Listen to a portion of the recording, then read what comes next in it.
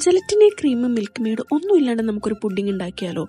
അപ്പോൾ ആദ്യം തന്നെ ഷുഗർ നമ്മൾ കാരമലൈസ് ചെയ്യണം. അപ്പോൾ ഷുഗർ കാരമലൈസ് ചെയ്ത് കഴിഞ്ഞാൽ കുറച്ച് ബട്ടർ ഇട്ട് കൊടുക്കുക. ബട്ടർ ഇട്ടിട്ട് നന്നായിട്ടൊന്ന് മിക്സ് ചെയ്തതിന് ശേഷം അതിലേക്ക് നമ്മൾ പാലൊഴിച്ച് കൊടുക്കണം. പാലൊഴിച്ചിട്ട് തന്നെ നല്ലപോലെ കെട്ടാണ്ട് നല്ലപോലെ മിക്സ് ചെയ്തിട്ട് ഇതിൽ നിന്ന് കുറച്ച് മിൽക്ക് മിക്സ് എടുത്തിട്ട് നമ്മൾ കുറച്ച് കോൺഫ്ലോറായിട്ട് മിക്സ് ചെയ്യുക.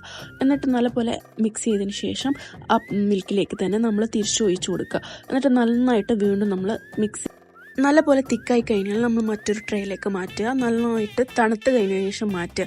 അപ്പോൾ ഫുള്ളായിട്ട് മാറ്റിയതിന് ശേഷം ഇതൊന്ന് തണുപ്പിക്കാൻ വെക്കുക. അത് തണുക്കുന്ന സമയം കൊണ്ട് നമുക്ക് സെക്കൻഡ് ലെയർ പ്രിപ്പയർ ചെയ്യാം. ആദ്യം തന്നെ ഷുഗർ കാരമലൈസ് ചെയ്ത് അതേപോലെ ബട്ടർ ഇട്ടിട്ട് ചൂടുവെള്ളം കോൺഫ്ലോർ മിക്സ് ചെയ്തിട്ട് നമ്മൾ ഇതിലേക്ക് ഒഴിച്ചു കൊടുക്കുക. എന്നിട്ട് നന്നായിട്ട് മിക്സ് ചെയ്തതിന് ശേഷം നമുക്കിത് സെക്കൻഡ് ലെയർ ആയിട്ട് ഒഴിച്ചു കൊടുക്കാം. ഇത് അടിപൊളി ടേസ്റ്റിലൊരു പുഡിംഗാണ്. ഭയങ്കര സോഫ്റ്റ് ആണ്. ക്രീമോ ജെലാറ്റിനോ മിൽക്ക് മെയ്ഡോ ഒന്നും ഇട്ടിട്ടില്ലെങ്കിൽ അടിപൊളി ടേസ്റ്റാണ്. മസ്റ്റ് ട്രൈ ആണ്.